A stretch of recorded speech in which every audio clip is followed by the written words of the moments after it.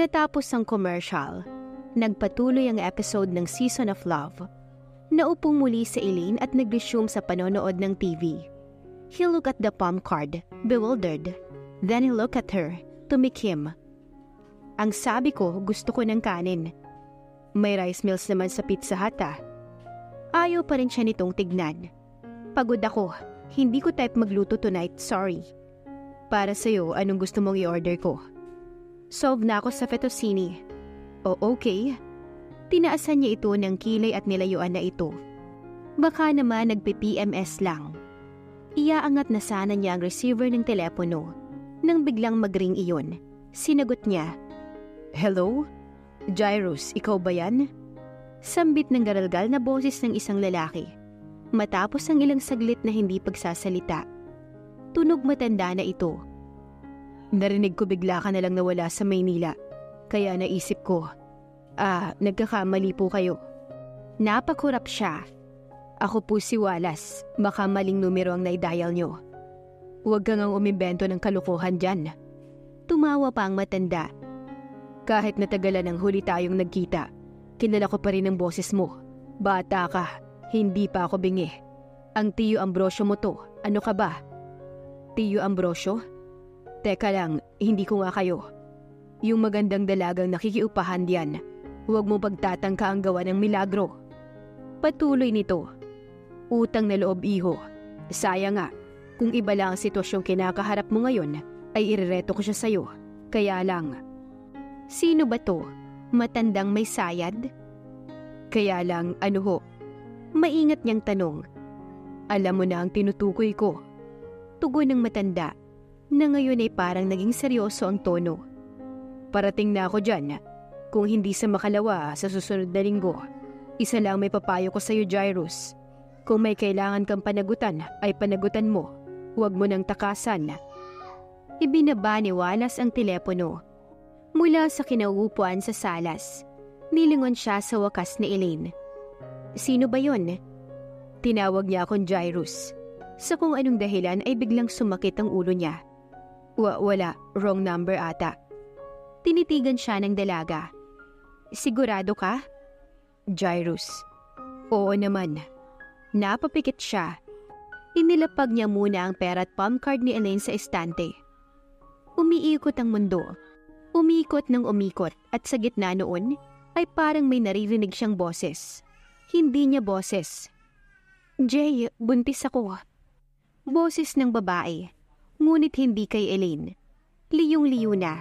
Napahando siya sa sahig at nawala ng ulirat. Jairus ang pangalan niya. Jairus Espiritu. Tama, Espiritu. At Jay ang palayaw niya. He could remember that much. Sa ngayon, nahihirapan pa rin siyang alalahanin ng iba pang bagay. Ngunit iyon, mapanghahawakan na niya. Iyon at isa pa. Jay, buntis ako. Sa alaala na iyon, may kinausap siyang babae. Isang babae na nagpahayag ng nagdadalang tao. Isang babae na nagpakahulugan na siya ang ama ng dinadala nito. Isang babae na hindi si Elaine. Sa alaala na iyon, nasa matao silang lugar. Maaliwalas. May musikang instrumental na tumutugtog sa background. Ang babaeng kasalo niya ay lubhang maputla ang muka. Balisa. Tila nahihirapang ikubli ang takot sa isang matamlay na ngiti. Kilala niya ang babaeng yon. Siyempre pa, kilala niya dapat. Ngunit gaya ng iba pang detalye, nang nakalipas niya, ang pangalan nito ay tila katagang nasa dulo na ng dila niya. Subalit hindi pa rin maalala. And truth be told, dahil na rin sa implikasyon ng alaalang yun, kung tatanungin siya ayos lang, na hindi muna bumalik ang kanyang memorya, masyado pang magulo ang isipan niya. Masyado na siyang nakatali sa kasalukuyan, kung saan simple ang buhay at kinakasama niya ang isang babaeng sa una ay inisip niyang masungit at bugnutin. Ngunit may kabaitan naman pala. Nakakatuwa pang kausapin at asarin, tuksuhin, nakawa ng tingin. Isang babaeng nakakaadik na halikan, nakapapanabik ang bawat kurba at bahagi ng katawan. Kung talagang kasintahan nga niya ito o hindi, wala na siyang pakialam. Ayaw niyang magkaroon ng pakialam. Dapat na siyang gumising. Ikalawang araw na ng Eggman Mascot Mural Project. Kailangang nasa 11 eggs na sila by 8 a.m. ngayong umaga. Magluluto pa siya ng agahan. Ang special niyang chicken and mushroom omelette na may kanin. Para na rin makabawi sa pagsusuplada niya ng nakaraang gabi kay Wallace. Iyahanda niya iyon with all her might para ipakita sa isang impaktong Adonis na hindi hamak na mas magaling siyang magluto kaysa ibang babae na Inglesera at kahawig ni Audrey Hepburn. At magsusuot siya ng tank top, yung medyo low cut at hot pink na kita ang kuyukot niya, at hip-hugging capri pants. At iminulat ni Elaine ang kanyang mga mata and looked straight into the smiling face of Wallace. Bago pa siya makakurap ay binati na siya nito. "You talk in your sleep. Are you aware of that?" Anang binata, na tila amuse na amuse sa kanya. Medyo disoriented pa, inirapan nito ni Elaine. Ano ngayon? Nagkibit balikat si Wallace. "Wala lang, I just find it cute, that's all." Nakaupo ang naturang lalaki sa isang silyang plastik, habang siya'y nakahiga sa kama.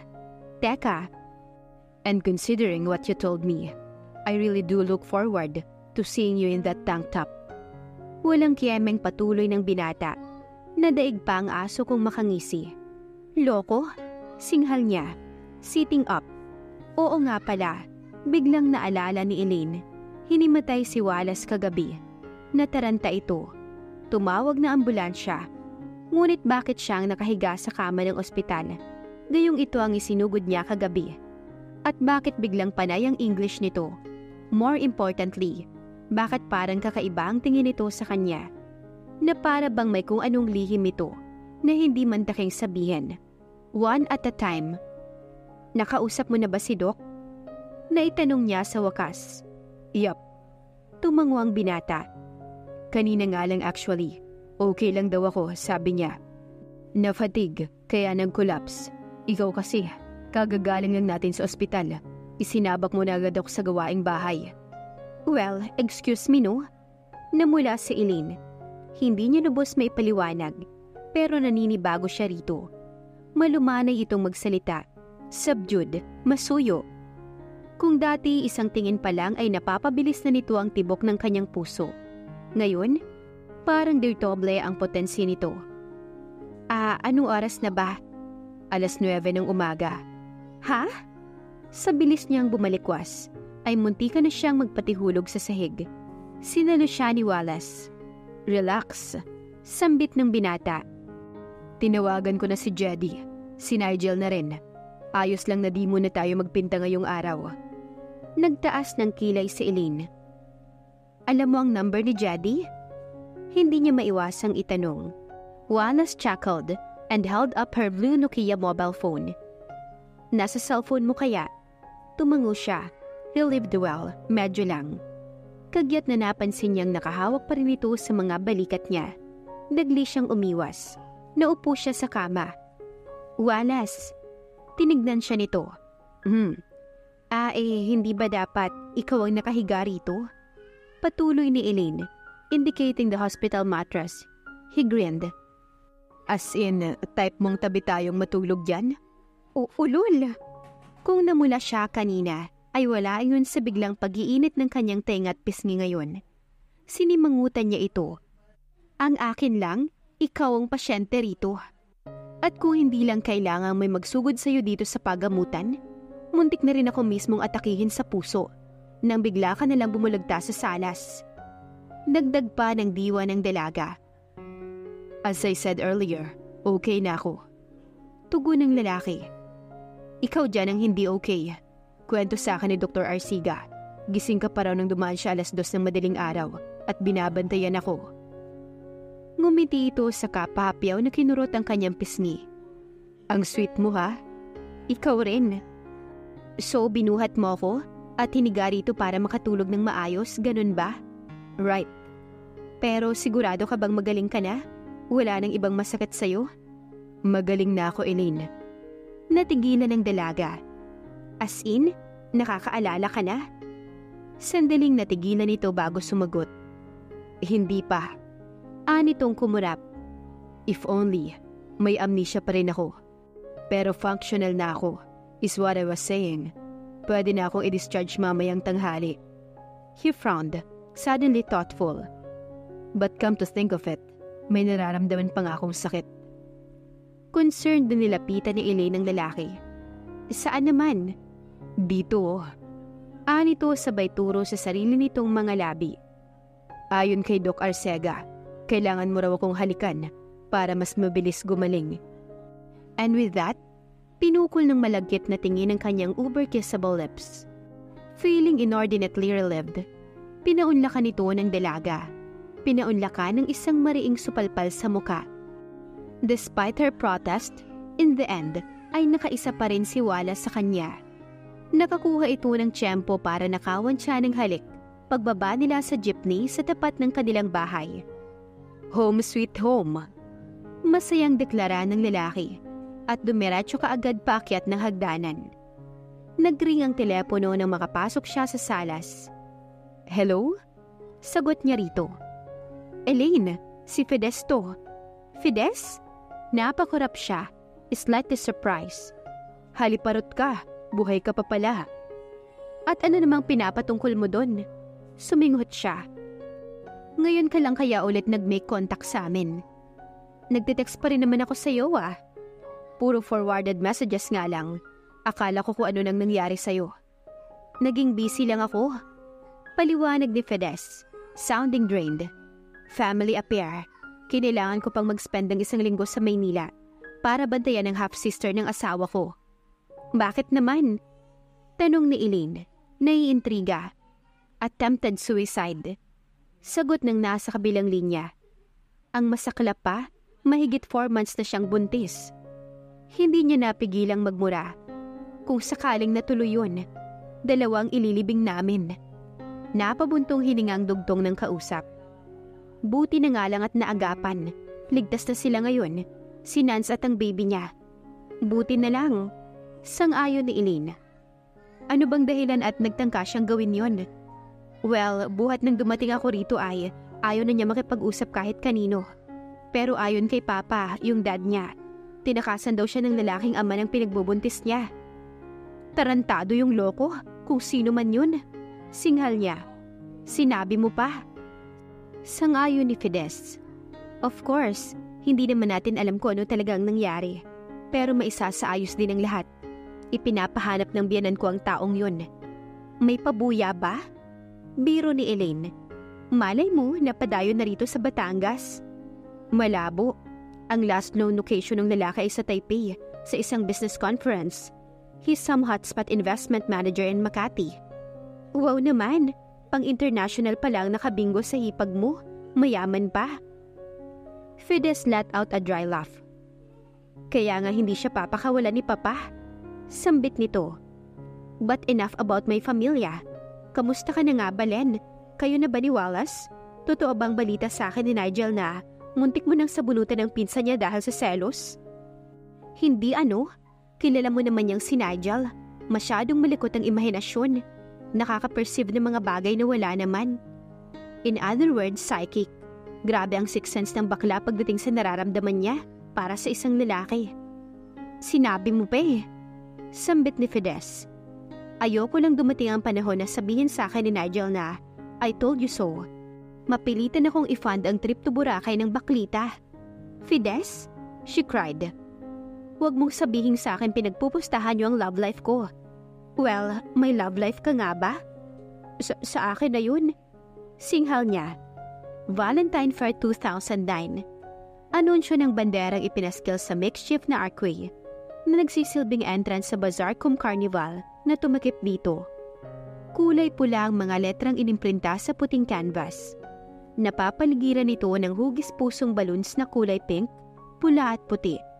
Naglalakihan ng mga banner na nag-aanunsyo ng iba't ibang sponsor. May mga tolda at stalls din na nagbebenta ng kung ano-ano. Ibinuka ni Elaine ang bibig ng ilang beses, ngunit hindi siya agad nakapagsalita. Ano to? Aniya sa wakas. Hindi pa ba obvious? Wallace said, gazing at her intently from behind the tinted glasses. Magdi-date tayo. Oo nga naman, araw ngayon ng mga puso. Umaga't kakabukas lamang ng fair, kaya hindi pa gaano karami ang mga tao. Gayunpaman, nakaka-conscious pa rin para kay Elaine ang isiping may nakakakita sa kanyang nakikipag-HHW o holding hands while walking sa isang lalaking napaniwalang kasintahan niya. They made head turns as they passed. Hindi sigurado ang dalaga kung dahil sa mala celebrity na kagwapuhan o dating ni Wallace o sa hitsura niya. Suot ang kanyang nakasanayang pantalong maong at the-collar but abysmally plain yellow blouse. Elaine was painfully aware of the fact na mistula siyang alalay ng binatang katabi. They made an odd couple, iba sa karamihan na magsing-irog na dumayo roon. Napansin niya ang isang binatilyo na lumapit sa kadate nito. May ibinulong na kung ano sa tenga ng babae na napatawa naman sa kasinuklian ng matamis na halik ang nobyo. Inggit ka?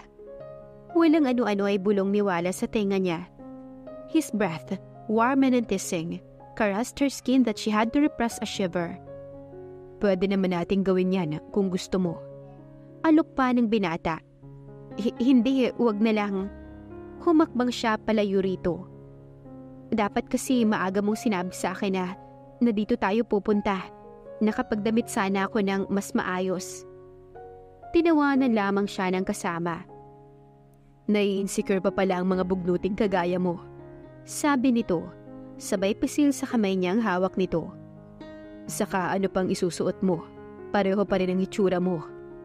Losyang, oo na. Maganda. Napanganga siya. Ha? Bingi ka lang. Nagbibirong patuloy nito. Saka pinindot ang ilong niya. Ang sabi ko po maganda ka, binibining Elaine Santiago. Marahang ulit nito. Kahit maging pangupay ang ilong mo. Kumurap siya ng ilang beses. Muntik na siyang maduling dahil sa tagal ng pakikipagtitigan niya kay Wallace. Magsasalita sana ito, ngunit hindi iyon natuloy dahil hinila niya ito papalapit. Saglit na tinatamasa ang nabiglang hitsura nito. Saka ginawaran ng mga labi nito ng isang halik. It was nothing but a quick just pace on the lips. Ngunit sa kung anong dahilan ay matindi ang kabog ng kanyang dibdib nang magawa niya iyon. May stall sina Nigel at Jedi dito, di ba? Karaka ay sambit niya for the sake of saying something. Tara, hanapin natin. Si Wallace naman, mukhang hindi ganoon ka-affected. Tumango ito, inayos ang tumabinging shades. Tara, or so she thought. Nang muli silang maglakad, nastiso dito sa sarili nitong mga paa at hindi niya sigurado, pero tila nabahira ng pula ang pisngi at tenga ng binata. Magiliw ang pagsalubong ni Nigel sa kanila nang sumapit sila sa promotional stall ng 11 Eggs.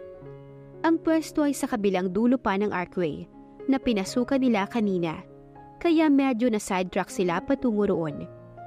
Para maibalik kahit papaano ang pogi points na nabawas kay Jairus, nang matisod siya matapos halikan si Elaine, agad niyang sinimula ng kanyang oplan. Spoil her rotten. Binili niya ng kung ano-anong abubot ang dalaga. Sumakay sila sa mga rides. Sumubok sa mga palaro, kung saan nanalo sila ng isang higanteng teddy bear na kasing puti ng niyebe ang balahibo sa isa. At bilang pahabol, nakumbinsi rin niya itong magpakuha silang dalawa ng litrato sa isang photo booth kung saan ginagawang stickers ang mga pictures na kinukuhanan. By the time na nakarating sila sa Tapsilog stall, nina Nadia at ng Sosing, ulit na pinsang nito si Jedi. Mistulang walking advertisement para sa Valentine's Day, merchandise ni Jairus. Bukod sa teddy bear at paperweight, bit-bit-bit-bit niya ang ilang shopping bags ng mga damit, DVD, isang bouquet ng edible chocolate roses, at 2 heart-shaped balloons. Nagkunwari lang siyang nakikinig sa kinuwento ng mga kasama sa table nila. Naka-plaster man ang ngiti sa labi niya. Sa loob-loob ay hindi niya maiwasang makadama ng pagkainip. He wanted Elaine badly. Mula pa noong sumugod siya sa kwarto nito sa ospital at itinanong dito kung ano ang pangalan niya. O marahil noon pang una nilang pagkikita. Pero dahil sa temporary amnesia, hindi niya iyon maalala, kaya hindi siya makasiguro. Kaya nang makauwi na silang dalawa sa wakas sa bahay, niresolba ni Jairus na wag nang palampasin pa ang pagkakataon. He wanted her. He lusted after her. And he prayed that she wanted him too. Hay, sambit ni Elaine, oblivious sa tinatakbo ng utak niya ng mga sandaling yun. Nakabalik na rin sa wakas. Nag-inat-inat pa ito habang dinedeposito naman ni Jairus ang mga pinamili at pinanalunan nila sa living room sofa. Kalahating araw lang tayo nawala, no? Aniya, bahagyang nasorpresa sa tono ng pananalita niya. Kung magsalita ka parang taon na ang lumipas Sa parang gano'n na nga sa akin Depensa nito, sabay patihulog sa gilid ng sofa. Ang dami nating ginawa, masaya na nakakapagod. Naupo na rin si Jairus sa tabi nito. Matanda ka na nga. Taliwa sa inaasahan, hindi iyon pinatulan ni Elaine. Sa halip ay natawa na lamang ito at isinandal palalo ang likod sa sofa. Siguro nga, pahapyaw niya rito. Tiningnan niya ito, napakaganda. Tumikhim siya. Elaine, ano? Tila biglang nanuyot ang lalamunan niya. Lumunok si Jairus. Ano nga bang sasabihin ko? Kanina pa ako gigil sa'yo. Pwede bang? Anong ulam natin mamaya? Sa halip ay nagawa niyang sambitin. Kaysa makatagpo ang tingin ni Elaine, ay matamang tinitigan na lang niya ang teddy bear na nakalapag sa kabilang dulo ng sofa. Di ko pa planado. Walang muwang natugon ito. Ikaw ba, anong gusto mo? Ikaw. Kumurap ito. Ano? Napatikim ulit ang binata. Ikaw na ang bahala, sabi ko. Palusot niya. Bingi. Linawin mo kasi. Tumayo si Elaine. Saan ka naman pupunta? Ano pa, edi magluluto ng hapunan. Teka lang. He grabbed her wrist. Noting her alarmed expression, he released it immediately. Maaga pa naman. Okay lang ba na maupo muna tayo? Hindi ba? Sa bagay, naupo muli ito. Inuunat muli ang mga braso, saka bumaling sa direksyon niya. Gayon na lamang ang panlalaki ng mga mata ni Jairus, nang bigla na lamang itong humilig sa kanya. Sabay siyang naalarma at na-excite. Teka, panimula ng binata, ngunit natigil iyon nang kaagad itong bumalik sa dating pwesto. Saka lang niya napansin ang remote control na hawak nito. Iniabot lang pala nito iyon mula sa mesang nasa gilid niya. Kaya humilig sa kanya. Wordlessly, nakinood na lang siya nang buksan ni Elaine ng TV at DVD player. Nag-play ng Korean drama sa Rainbow's End ang titulo. Ilang minutong walang maririnig sa salas, kundi ang mga tunog mula sa TV. Para kay Jairus ay ilang milenyo ang katumbas na yun. Muli niyang sinulyapan ng dalaga. Mukhang absorb ito sa panonood ng Korean novela. Mas interesado pang pagmasdan ng paghaharutan ng mga bida sa palabas, kaysa lumingon at makita ang kagandahang lalaki niya. Pasimpleng inangat ni Jairus ang braso at ipinatong sa taas na bahagi ng sofa na sinasandalan nito. Ang naturang dilag naman ay patuloy lang sa panonood. Tila walang napansing kakaiba. Okay, maya-maya pa ay sinubukan ni Jairus na lalong tuksuhin ang kapalaran. This time, iniusod niya ang braso, hanggang hindi na sa sofa kundi sa mismong balikat na ni Elaine nakapatong iyon. Marahan lang niyang ibinaba iyon, maingat, casual. Lumingon ka naman, ano ka ba? Tumikim siya ulit, as if on cue. Nilingon siya ng dalaga. Oy, Wallace! Bakit? Patay mali siyang tugon niya. Makatiba ang lalamunan mo? Kumurap si Jairus. Hindi. Ganon? Kanina ka pa kasi tikim ng tikim dyan Akala ko'y kung ano na. Nagawa niyang ngumiti. Hindi, okay lang ako. Sinabi mo Muling binalikan ni Elaine ang palabas sa TV. Sa eksena sa TV, magkatabing natutulog sa iisang kama ang parehang bida. Natatakpan ng kumot ang mga katawan nito. Ngunit obvious na hubad ang dalawa. Obvious din, mula sa abutengang ngiti ng lalaking bida na nakascore dito. From its post at the other end of the sofa, the teddy bear's beady eyes seemed to glint at Jairus mockingly. Buti pa siya, animoy sinasabi sa kanya nang ibinurdang bibig nito. Nakamta na ang ligaya, habang yung iba dyan, inirapan ito ng binata. That's it. Still not taking his arms off her shoulders. Bumaling siya sa katabi. Basta. Umubo siyang muli. Bumuntong hininga si Elaine. Pinindot ang pause button sa remote ng DVD player. Saka siya nilingon na nakataas ang kilay. Nananadya ka ba? Hindi na natapos ang sasabihin nito dahil bigla niya itong hinatak at idiniin ang kanyang bibig sa mga labi nito. Hindi ito pumalag o nagtangkang kumawala. Sa halip ay kusa pang binuksan ang bibig. Niyakap niya ito ng mahigpit at nangahas na ipailalim ang kanyang kamay sa blouse ng dalaga para haplusin ang mismong kutis nito. Umungol si Elaine para iyong musika sa kanyang tenga. Lalo pang idiniin ni Jairus ang sarili sa katawan nito hanggang mahiga na ito sa sofa kasunod siya. Siniil niya ng halik ang bawat sulok ng mukha nito. Mainit, masarap, nakakabaliw. Elaine, bulong niya. Maging siya ay nabigla sa timbre ng kanyang boses. Lumalim iyon, bahagyang gumaralgal, lubhang nagsusumamo. Pumikit siya, inulit-ulit ang pangalan ng dalaga na para bang nakapaloob na roon ng pakiusap na hayaan itong hubarin niya ito, angkinin ito at tanggapin ng kung anumang maibibigay niya. Subalit ang hiling na iyon na pinewatig man ngunit hindi hayagan ay hindi pinaunlakan ni Elaine. Bigla itong nanigas sa ilalim niya, animoy natigilan, or to be more precise, natauhan. Teka, humihingal na sambit ng dalaga. Itinulak siya nito, surprised. Hindi siya pumalag at naupo na lamang. Hinayaang makabalikwas ito at maupo na rin. Takang-taka niyang pinagmasdan nito. Bakit? Iniiwas nito ang tingin sa kanya na tila may hindi kayang sabihin. Elaine, ano ba? Nasaktan ba kita? Ano? Umiling ito. Hindi. Ayaw mo munang gawin natin to?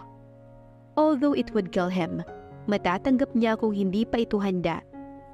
Mahinang-mahina ang boses. Umiling ulit ito. Hindi sa ganun. Pero bakit? Ngayon ay litong-lito na talaga siya. Kung gusto mo ay gusto ko rin. Bakit hindi pwede? Sa wakas, muli siyang tinignan ng dalaga. May tangkang panimula nito. Bahagya itong nangatal ngunit karaka ay sinubukan ulit. May kailangan kang malaman. At doon nga sa salas, nakaupo sa sofa, ipinagtapat ni Elaine ang katotohanan. Hindi lamang ukol sa tunay na relasyon nila, kundi pati na rin sa kung anong nalalaman niya ukol sa pagkatao ng lalaki. Hindi maunawaan ni Elaine ng sandaling yon kung tatawa ba o iiyak. Ang lalaking tinagurian niyang Wallace, walang kakibu-kibu namang pinakinggan ng salaysay niya. Tahimik lang itong naupo sa kabilang dulo ng sofa. Huminga siya ng malalim. Hindi naman sa ginusto ko na linlangin ka. Nung una, ang sabi ko sa sarili ko, wala naman akong ginagawang masama. Since wala kang maalala sa nakalipas mo, at wala rin kaming ibang alam sa'yo, mas maigi pang manatili ka na lang rito. At least, hanggang bumalik ang memorya mo. Bigla siyang suminghot. But after tonight, nang muntik nang may mangyari sa atin, narealize ko na hindi ito tama. Unfair ito sa'yo at unfair sa akin. Pumikit siya, tumungo. I'm sorry. Muli niyang binuksan ang kanyang mga mata. Saka lakas loob na tinignan muli ang binata. Yun lang ang masasabi ko, I guess. Bukod sa mahal na kita. But that was something she could not bring herself to say. Matagal bago nagpakita ng reaksyon si Wallace. Nanatiling nakaupo ito, laglag ang balikat. Nakaatang ang magkabilang siko sa mga tuhod. Nang magsalita ito sa wakas, ay ganoon na lamang ang pagkabigla ni Elaine. Jairus. Ha? Jairus. Ulit ng binata na ngayon ay nakalingon sa kanya. Iyon ang pangalan ko.